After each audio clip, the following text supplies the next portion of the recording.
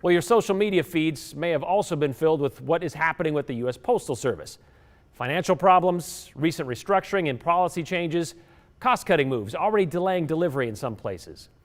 All this as we are about to enter a national election season that is expected to see an avalanche of absentee ballots, most of those being mailed in. So this national attention on the USPS is warranted. But what will that mean here in the Gem State?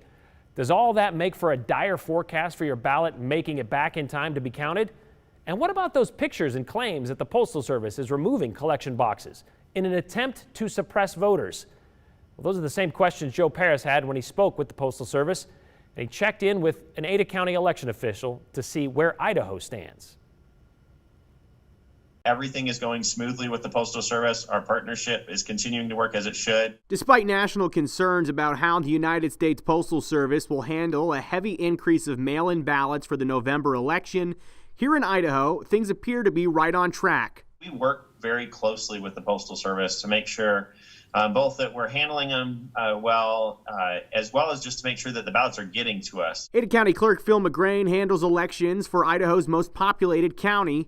He explains that Idaho handles mail-in ballots differently than some other states do. The Postmaster General recently actually suggested that states consider using first-class mail to mail absentee ballots just to ensure that they go quickly through the process. We've always been doing that here in our state. We haven't been using discounted mail, in part because we require return service. You know, if a ballot goes out to someone and they're not there, we want to know about it. We want to make sure that ballot gets back to us.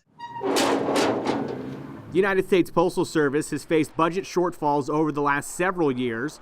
And to help address that, back on August 7th, Postmaster General Louis DeJoy announced a restructuring of the Postal Service.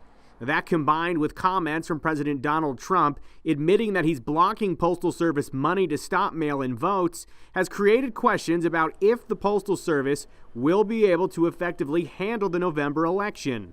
I reached out to the Postal Service for comment. In a statement, they responded saying, in part, "To be clear, and despite any assertions to the contrary, we are not slowing down election mail or any other mail. Instead, we continue to employ a robust and proven process to ensure proper handling of all election mail consistent with our standards." Attention has also been drawn to social media posts like this, showing USPS collection boxes being taken away. Now, some claim it's being done to prevent mail-in votes, but a USPS spokesman tells me that collection boxes are removed and placed based on the demand of an area. If a collection box is underutilized, it is subject to removal. Alternatively, areas that see a high-level demand could also see additional collection boxes placed in that area.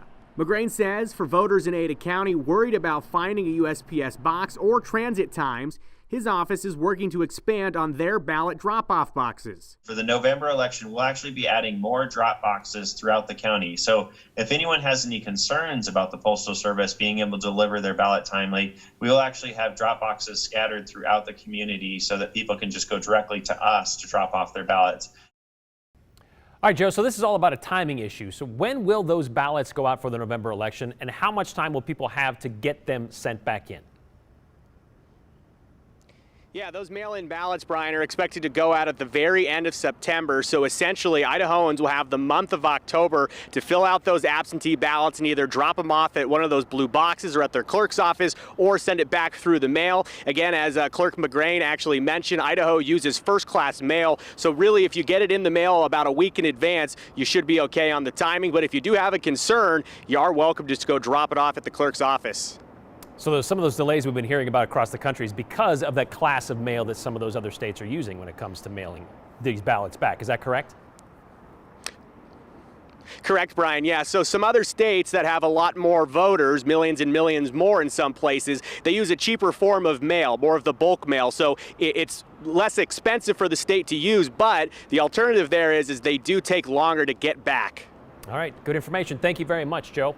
And you heard Joe talk about those big blue boxes being removed in some cities. And you may have seen this photo circulating around social media this week claiming postal workers are picking up USPS mailboxes in parts of Western Oregon and just hauling them away.